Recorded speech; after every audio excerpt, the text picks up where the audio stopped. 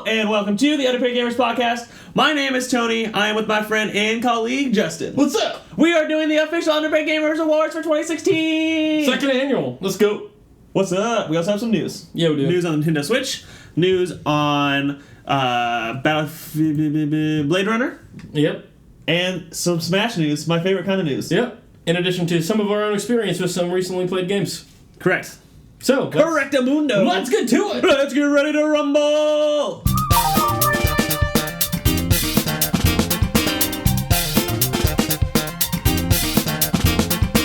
So, here we are. I honestly don't know where to start. Well, I mean... Clearly we can't do the rankings until the end. That's Okay. the main topic. I can start as we always do. True. Underpaid Gamers is the official podcast of underpaidgamers.com. That's right. We're on YouTube at Underpaid Gamers. Find us on Twitter at Gamers Podcast. Mm-hmm. You can email us at underpaidgamerspodcast@gmail.com. We're on SoundCloud, iTunes, and Google Play. Yep, look for the sticky note and you'll find us. Yep. The sticky note emblem. Cool. Yeah, so let's talk about first... Let's do some small news. Yeah, let's do Switch. Some small... That's small news. that right? wasn't the small news. What small news you talking I about? was going to talk about Smash. The Smash rankings. Okay, let's So do the it. official 2016 Smash rankings is a ranking of the top 100 players in Smash. Okay. So last year they did it, and Armada was number 1, as we've talked about, and then I think Hungrybox, and then Mango. I can't remember the top 3. Mm-hmm. But it's essentially the definitive ranking for Super Smash Bros. Melee competitive play, as I like to talk about, as you like to listen to me talk about. Right. Really, you don't have a choice. Occasionally I'll watch something here or there. But it is my favorite esport to watch. Tony watches it all the time. If I could, He always I would. texts me. He's like, hey, this is on right now. And I'm like, well, I'm playing a video game. You put it on your computer. I was also playing a video game. I've actually done it before. Good. You did that once and I did it. I actually did what you said. Anyway, the big news about this one is that, one, the Sorry. rankings are going down right now. Okay. They're doing it over 10 days, I believe. And they do 10 ranks at a time. So I'm assuming they started at 100. 100. So Build up the yesterday anticipation. was 100 to 91. And then today was 90 to 81 or something like that. Mm-hmm. But the bigger news about that is that they've actually partnered with Red Bull Esports. There you go. So instead of just doing it on their own, Red Bull has signed a contract with them, so now it's all going through Red Bull, That's fun. which is exciting. It's legit. Red Bull is a big company. They're a big sponsor of a lot of things. They're a big sponsor. Not to mention, I don't know if we talked about this on the podcast last time, Don't Park on the Grass, which was a Melee tournament recently, was sponsored by the Coca-Cola. That's right. We didn't talk about that. Which is huge. But that's amazing. That's huge. More validity to the esports scene. To give you a Let's keep point of going. reference, Let's do we're it. not sponsored by anybody. That's right, we're not. And look at the quality that we produce. It's so good. On to the Switch. All right. Anyways, Super Smash Bros. News always makes me happy. Yeah, it does. So the Switch... It's like giddy right now. There were some leaks on the Switch. Okay, so first of all, last week's episode was about Rogue One. We did no news because we needed to go into Rogue One. We needed a whole hour to do So that. some of this is a little bit older than others. So you might have Yes. seen this before other places. But the Switch, they've leaked some of their specs, I guess. Essentially, what I read in this article was that there's a processing chip in the Nintendo Switch that is not present in the PS4 or the Xbox One. Which means that first-party developers on the Switch will make their games, one, exclusively for the Switch, obviously, but they will do better than a third-party developer would. Yeah, because... For what reason? Can you explain to our listeners why that's the case? This calls back to the PS3, Xbox 360 era, where the PS3 had their own processing chip, different from the Xbox 360. They had like an octa-core in it or something. Something like that. So when first-party developers made for the PS3, so think your Uncharted, your Infamouses, things like that, it looked and ran really well on the PS3, but when there was multi-platforms, so think your Call of Duties, your Battlefields, it always looked a little bit better on the 360. Because people built it to the 360 specs and the Microsoft specs, and then ported it to the PS3. Yeah. So you can see... in the future, that's going to happen to the Switch as well, where the first-party specs will be incredible for the Switch. You're like, this is a first-party console. Like the Zelda, all the Nintendo games. The Zeldas, the Smashes, the Marios, all that stuff. Yeah. But the third-party games, so your Skyrims, your whatever else they're going to put on the Switch, Resident Evil probably.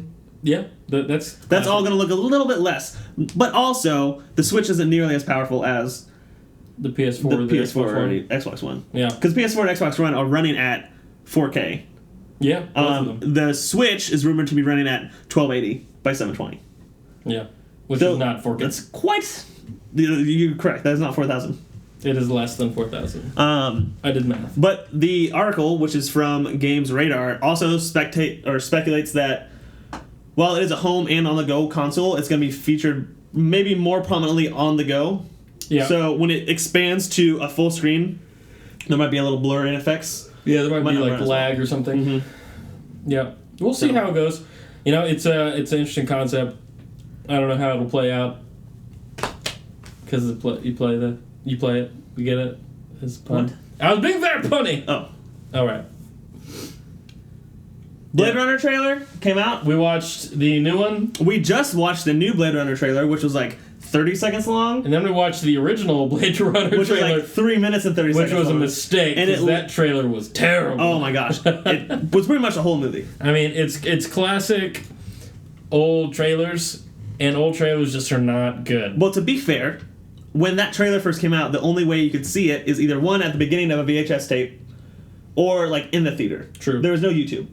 That's right. So so with YouTube trailers, if it's 30 seconds long, people can go back and look at those as many times as they want. That's true. But with the Blade Runner, you have to get as much information out as possible. That's true. And not to mention, even if they did spoil some things in the trailer, there's no trailer breakdown videos. So you'll see it and you'll forget it by the time you go and see it in the theaters. You'll be like, this is kind of familiar, but I don't remember what happens. Whereas nowadays, you see a YouTube and then 400,000 different YouTube videos breaking it down. So you're like, so nowadays you can pretty much guess what's going to happen in a movie based on the trailer, and there's some pretty accurate guesses. But back then, they kind of just showed it to you, but by the time you saw it, you forgot. But anyway, this new one has Harrison Ford makes his return. Yep. And Ryan Gosling. How exciting. Executive producer was Ridley Scott, but he's not the director. Ridley Scott was the director for the original Blade Runner. Correct. And the original Blade Runner had like 1,000 different endings that Ridley Scott was like, yes, this is accurate, yes, this is accurate, yes, this is accurate. He's gone both, one, Harrison Ford's character is a replicant, and Harrison Ford's character is not a replicant. Dun, dun, He's in both. He's confirmed both. So what does that ever mean? We don't know. But from this trailer, it seemed like maybe Harrison Ford's character is a replicant, and Ryan Gosling's character, who is now the new Blade Runner, is hunting him down. Perhaps. But at the same time, maybe he's just like... Maybe he's just looking for help. Right. I mean, it could be one or the other. We'll see. I watched Blade Runner this year. Yeah. For the first time.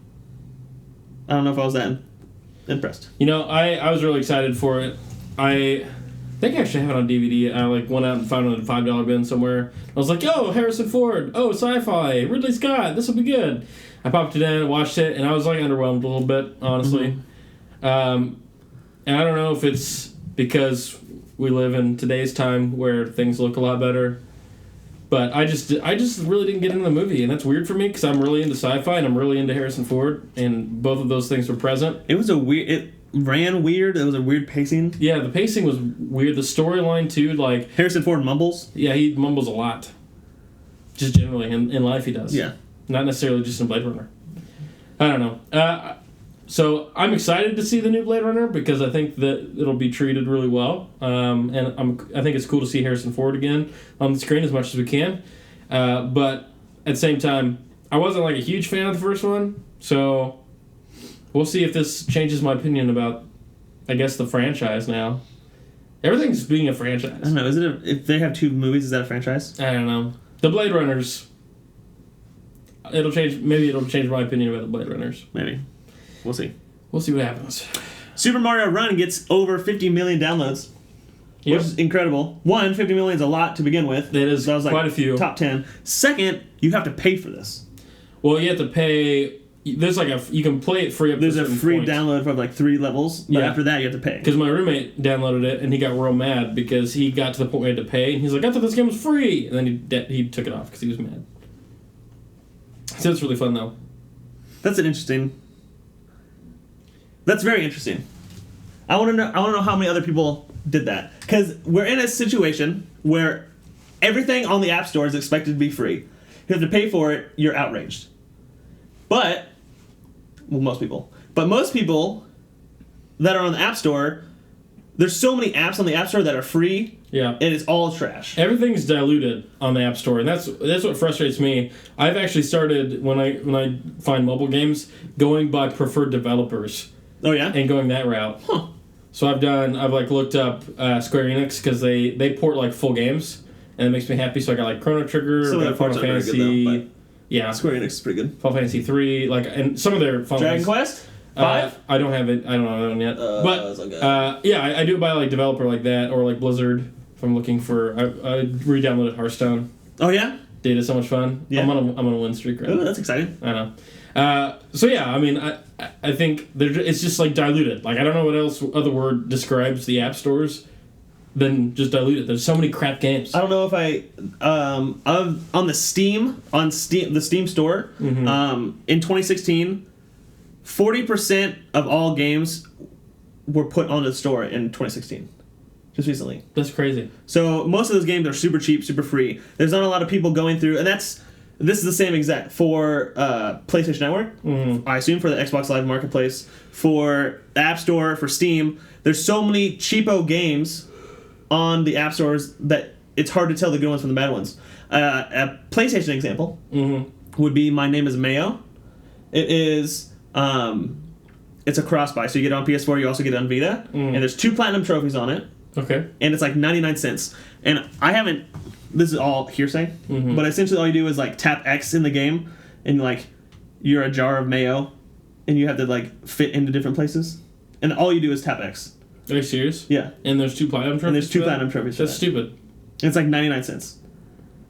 So someone in PlayStation should be like, no, you can't do that. Someone should have quality control there. Yeah. For all these things. Because Super Mario Run is a good game. Yeah, I've heard amazing And the fact that you have to pay for it, well, some people don't understand this, and maybe the majority of people don't understand this. Maybe it's wrong. Maybe we're the ones that are weird because we see it from our perspective. But if you have to pay for a game and it's from Nintendo, you should expect that they have some sort of quality control on that, and that they have some sort of faith. Like, you give us money, and it's not an in-app purchase, right?